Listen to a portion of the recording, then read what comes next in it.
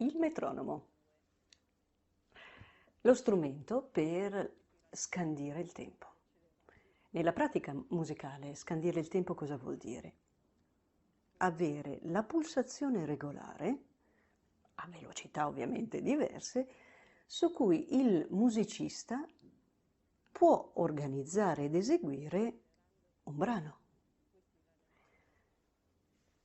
Questo metronomo lo abbiamo dagli inizi dell'Ottocento.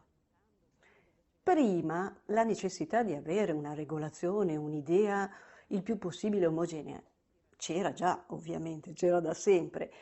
Le possibilità non erano tantissime, diciamo che quella più presente e storica era quella di utilizzare il tactus, cioè sentirsi il battito cardiaco fare delle proporzioni per adeguare una velocità di massima per l'esecuzione di un brano. È ovvio che la pulsazione non è proprio così standard e uguale per tutti.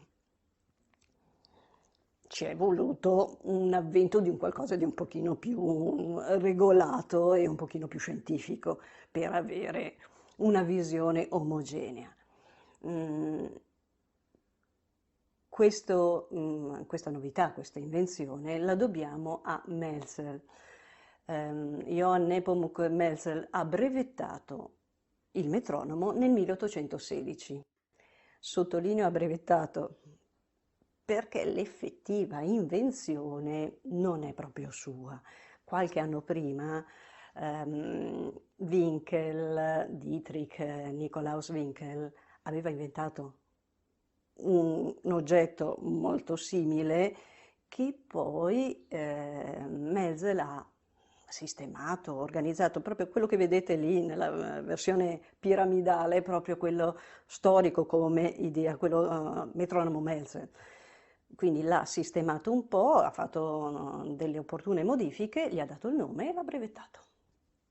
No, quindi non è proprio un'idea originale sua. Winkel reclamerà la paternità per tutta la vita, però noi ancora oggi chiamiamo quello il metronomo Melzel, punto, stop. Con questo avvento, con questo metronomo, ecco che abbiamo un'idea e una possibilità di regolazione della velocità dell'andamento omogenea. Lui costruendo e brevettando e sistemando questo oggetto ha dato la possibilità a chiunque voglia eseguire un brano di avere dei punti di riferimento belli, chiari e netti. Prima avevamo l'indicazione diagogica, che abbiamo ancora ovviamente, l'agogica, ovvero le indicazioni verbali con adagio, allegro, allegretto, eccetera. È ovvio che se io vedo scritto adagio so che devo eseguire quel brano lentamente, ma quanto lentamente? Adesso con il metronomo ho dei paletti, ho dei punti di riferimento per ogni velocità, per ogni andamento. Quindi se ho bisogno di sapere com'è un andante, vado a verificare, così ho delle idee più chiare, vedo che da 76 a 108 sono i punti di riferimento. 76 è ovviamente la velocità più lenta, quindi l'andante più lento, 108 l'andante più veloce. All'interno ho sempre una possibilità di autonomo movimento, posso gestirmela, ovviamente riferendomi anche a, a dei concetti anche storici, quindi ho una mia libertà come esecutore, ma riferendomi sempre e stando anche sempre legata e coerente a quello che è il periodo del brano che devo eseguire. Quando poi con l'avvento del metronomo abbiamo proprio una regolazione, come vedete, proprio da 40 a 208 battiti per minuto, quindi abbiamo un'indicazione bella, chiara e precisa, da quel momento alcuni compositori inseriscono non solo il termine della gogica verbale, ma mettono dei punti di riferimento più vincolanti. Ad esempio, come vedete adesso in questo manoscritto, Gustav Mahler in questo andante con moto, che già con moto mi dice che deve essere un po' più movimentato di un 76 punto iniziale dell'andante, non solo mi scrive che è un andante con moto, mi mette anche il riferimento dell'ottavo. Ottavo uguale 92, vuol dire che io mi prendo il mio bel metronomo, faccio scorrere il cursore fino a 92, lo faccio partire e so che ogni tac del metronomo corrispondente sarà un ottavo. Il brano è in 3 ottavi, ho l'unità di misura su cui mi regolo per l'esecuzione, quella che voleva Gustav Mahler, il compositore. Adesso però facciamo un esempio. Ipotizziamo di non sapere assolutamente niente del metronomo. Come si fa a studiare un brano? Come faccio a eseguire un brano studiando a casa con il metronomo in accompagnamento? Facciamo proprio una prova da zero. Per fare ciò, prendiamo un brano che abbiamo già utilizzato anche in un altro video, legato proprio alla lettura dello spartito, perché ce ne dava la possibilità, è un brano breve, di semplice lettura, non di semplice esecuzione, ma di semplice lettura. E qui facciamo proprio una simulazione. Con l'aiuto del programma MuseScore vedremo, non solo ascolteremo, ma vedremo l'esecuzione con il metronomo in accompagnamento. In questo caso il metronomo non è più di tipo meccanico come questi due che vedete qui, quello storico e quello portatile, ma sempre a carica meccanica a molla, ma lì viene ovviamente utilizzato quello digitale che potete trovare assolutamente in tutte le app possibili e immaginabili, così come per concludere le possibilità c'è anche quello elettronico. Quindi, questo brano, il preludio opera 28 numero 7 di Chopin, lo ascolteremo con l'accompagnamento, inteso proprio con la presenza del metronomo costante che vi scandisce il tempo. Io inserendo nel programma questo brano ho impostato il metronomo a 80 per amor di precisione 80,4, visto che con quelli digitali si può essere anche un pochino più particolareggiati nella scansione del tempo. Sentirete 5 battiti a vuoto, proprio come se noi ipotizzassimo cosa fa uno quando deve studiare con il metronomo. Prima regola, fa partire il metronomo, lo ascolta per un po' per regolarsi e poi suona. Quindi avrete 5 battiti a vuoto, 5 perché i primi 3 sono una battuta a vuoto, siamo in 3 quarti. Gli altri 2 sono i 2 quarti che mancano alla prima battuta, iniziando il levare, inizia sull'ultimo quarto. Quindi adesso vi guardate, prima vi concentrate sui 5 battiti a vuoto e poi vi ascoltate e guardate tutta l'esecuzione di questo preludio con il metronomo.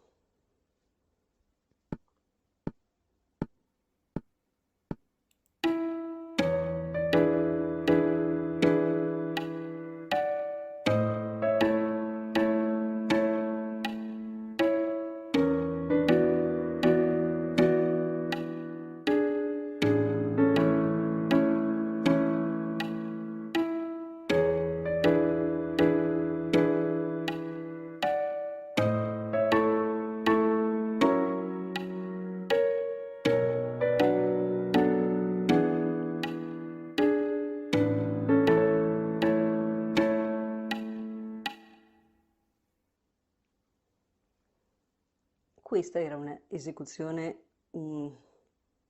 al meglio, non è un'esecuzione, è un solfeggio di questo brano. Questo era un brano perfetto da un punto di vista di semplicità di lettura e per seguirlo in maniera assolutamente chiara, con l'aiuto poi così visivo, assolutamente chiarissimo. Però è anche l'esempio peggiore da prendere per ipotizzare di studiare un brano col metronomo. No, questo no, questo assolutamente no. Perché? Ecco, qui entriamo nell'altro argomento importante del metronomo. Se prima abbiamo detto quanto è utile per avere dei punti di riferimento chiari, per seguire anche le indicazioni dei compositori, benissimo, che sono perfetti, insomma, un musicista deve sapere quello che sta facendo ed essere il più coerente possibile.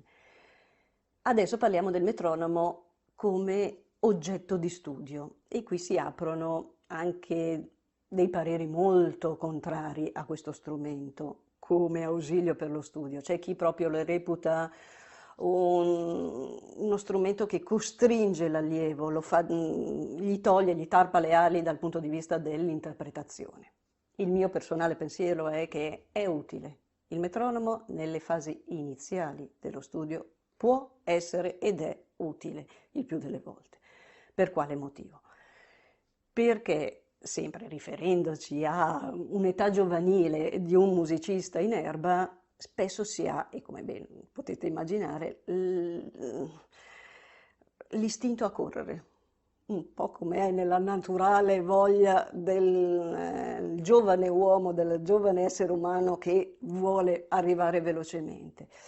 E il metronomo, in determinati momenti nella fase iniziale, aiuta proprio a dare dei paletti per imbrigliare da un punto di vista, attenzione, imbrigliare non per l'eternità, ma in quei momenti per far capire che determinate parti, determinati passi, anche di virtuosismo, quindi di grande agilità, non rendono meglio, non sono più belli se io li faccio veloci e accelero.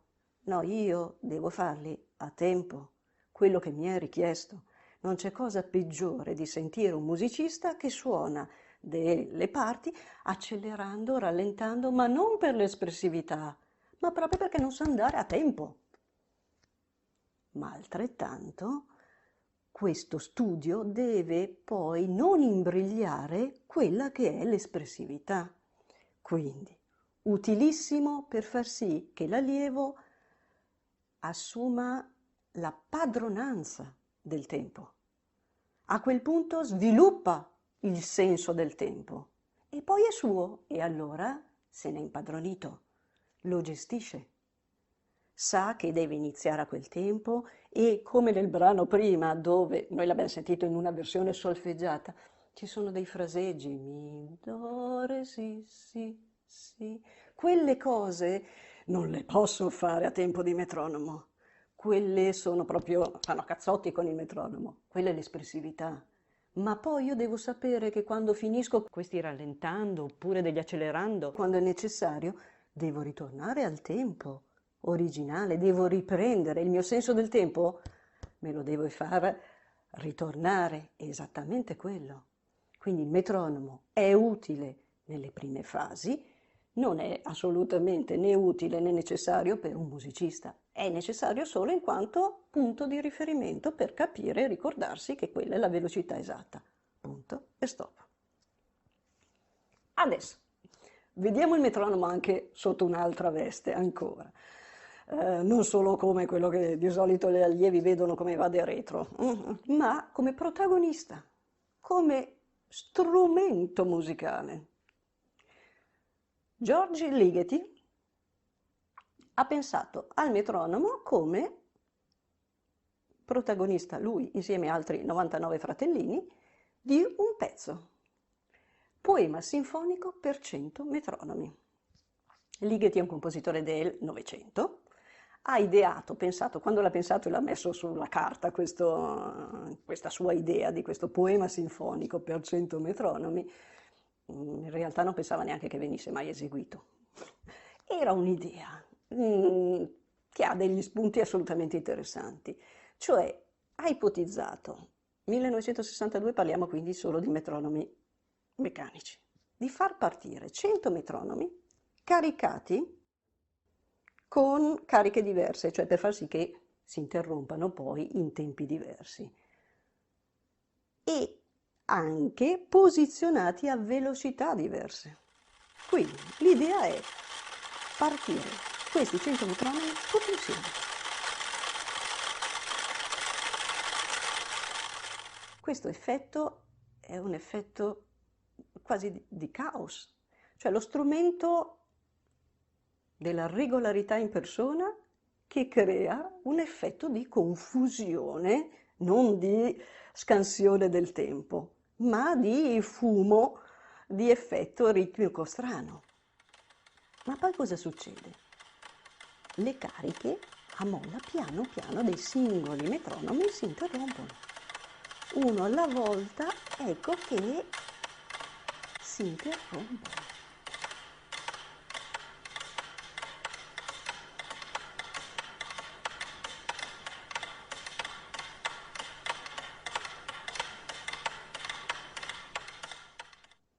Questo è forse il momento con gli effetti più particolari, cioè, come dice lo stesso Ligeti, quando questo succede, che piano piano qualcuno si interrompe, si creano delle costellazioni, avete sentito? Ritmiche che, come dice lui, mutano a poco a poco. In alcuni momenti c'è qualche consonanza, poi qualche effetto, perché il nostro orecchio comincia a sentirli in maniera più netta dalla confusione iniziale ha una realtà un pochino più gestibile anche dal punto di vista dell'orecchio, fino a che ovviamente ne resterà uno solo.